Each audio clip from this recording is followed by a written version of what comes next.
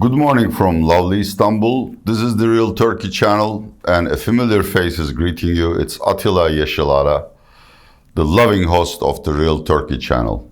We are the only English broadcasting news and commentary channel from Turkey by Turks for Turks, etc., etc., etc. Dear YouTubers, today I want to talk about the second Arab Spring. That's the turmoil encompassing Middle East. As you know, our south, Turkey's south, is Middle East. We have borders to Iran, Iraq, and Syria. Syria is embroiled in civil war, and we're a party to that. For the last 2 months or so, first Iraq and then Iran became witness to massive and extremely bloody clashes between protesters and security forces. Lebanon joined the queue. And though I won't be talking about it, Algeria too is witness or stage to very large protests. Except Syria, of course, the common denominator of these protests is poverty. Iraq is actually a very rich country. It pumps more than 4 million barrels of oil per day. Unfortunately, the regime is so corrupt and more than that, so incompetent that none of the money trickles down to the lower classes. There are blackouts every day, no drinking water in many cities. So that's what the people are protesting. In Iran, because of the American sanctions, oil exports declined from roughly 3 million barrels a day to 500,000 barrels a day. As a result, the Iranian budget has shrunk substantially, and Iran couldn't provide sufficient financial and military aid to its proxies in Syria, Lebanon, and Yemen.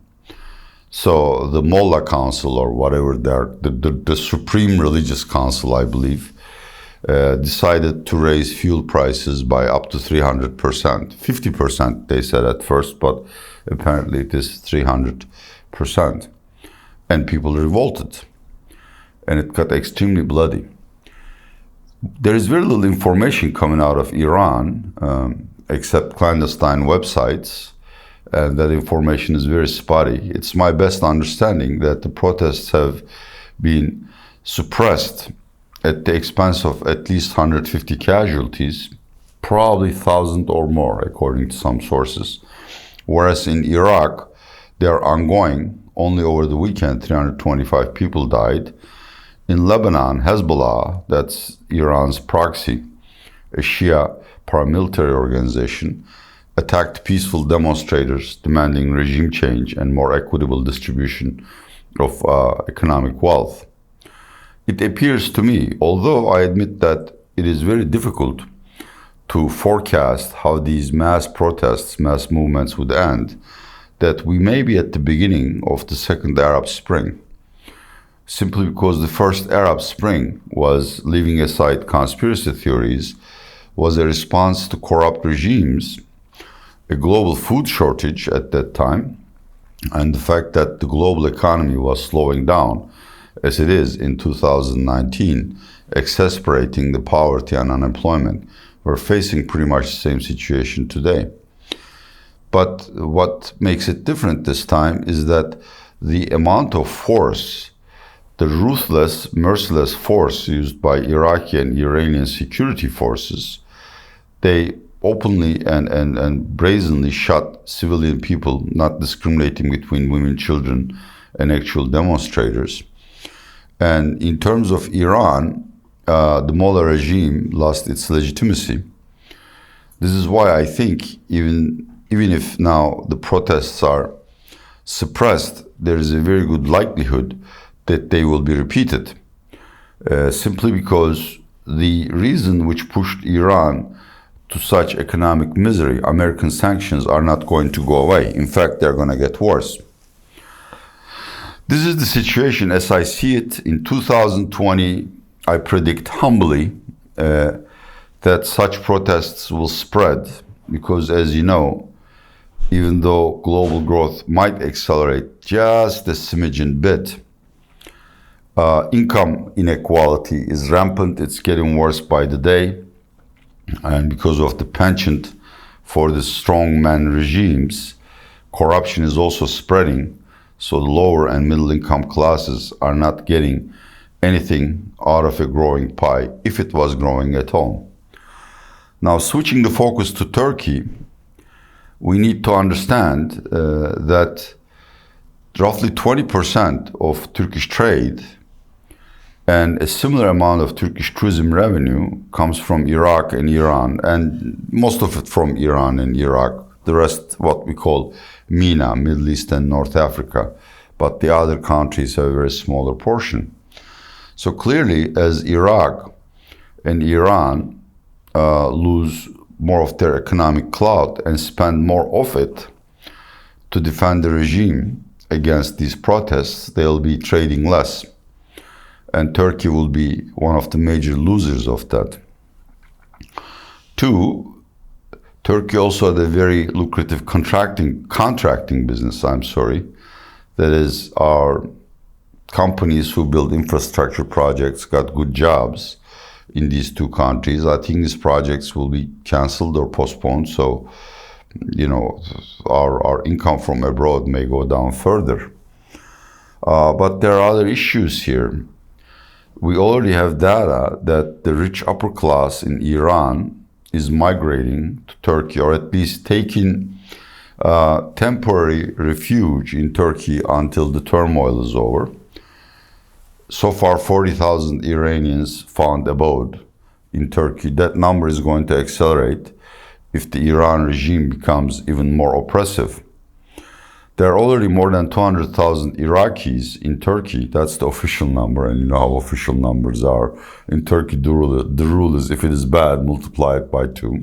And now, since the Iraqi protests are largely between the Shia forces, the Sunni and Kurdish minority may migrate to Turkey, which would compound Turkey's problem.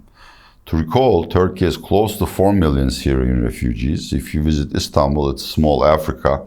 It probably has more Africans than Nairobi, to exaggerate slightly. And I love them all. They enrich our cultural heritage and, find jobs here. Unfortunately, the Syrian refugees constitute a major social problem, and it's one of the reasons why AKP voters are abandoning Mr. Erdogan. Now, on top of that, if you get a new flood of Iraqi and Iranian refugees, it would increase the economic stress as well as the social unrest, and it would be much more difficult to manage the Turkish society, and it would reflect poorly on Mr. Erdogan. Finally, Turkey imports almost all of its energy needs. So far, the Brent oil, which we import, hasn't really responded to the potential threats emanating from these Iraqi and Iranian protests. Now, I read several articles which foresees that if their demands are not met, Iraqi protesters may block ports, shipping ports, or even oil production facilities, which would substantially decrease Iraqi exports and would lead to a decrease of supply. The market is not tight, but if you take out 2 million barrels a day, it will be very tight. Iran has a penchant to solve its domestic difficulties by finding a foreign enemy. And in the past, it has attacked, or so it is claimed, it has sabotaged tankers in the Gulf or the Gulf of Hormuz. It may do the same. It may encourage its proxies to attack Saudi or other Gulf production facilities. At the end, it is possible that because of these political shocks, temporarily the price of Brent might go up to, say, $100. Right now it's $65 per barrel. That $35 difference would add roughly $10 billion to our current account deficit as well as raise the inflation probably 2 percentage points. Just a hefty bill to pay for our neighbors' problems. I'm not saying that the entire impact of such turmoil is negative for Turkey. The mullah's dream was to build what they call a Shia wall stretching from the Afghani border to Lebanon to isolate Israel and Saudi Arabia and to exert more pressure on them. But now they are going to have fewer finances to support Assad and Hezbollah in Lebanon. Hezbollah is not our story, but in Syria we're competing against Assad, and Turkey's objective is to force Assad into a peace where the opposition would have a meaningful role so that it can guarantee the safe and secure return of Sunni Arab refugees in Turkey. If Iran is able to provide less support to Assad, he may become more amenable to the kind of peace that Turkey wants. The biggest uncertainty is up until 2010, Turkey used to be an arbitrator, a referee, an interlocutor in Arab and Middle East conflicts. We never really got involved. Mr. Erdogan changed that policy and we became a party to almost every Arab conflict. It remains to be seen whether Mr. Erdogan is wise enough to understand that we don't want to be dragged into this boiling cauldron and want to return to our old status as a soft power and an oasis of peace and make money out of it, or whether he wants to expand his influence further. No matter how you look at it, the developments in Iran and Iraq, which I predict would spread to the entire Arab and Middle East geography, pose a massive threat and uncertainty for Turkey in 2020 that ought to be calculated for all of those interested in doing business in Turkey. You have just watched another episode of Real Turkey by Attila Yesilada. Season's greetings, and I hope you subscribe and share this video. Bye-bye now.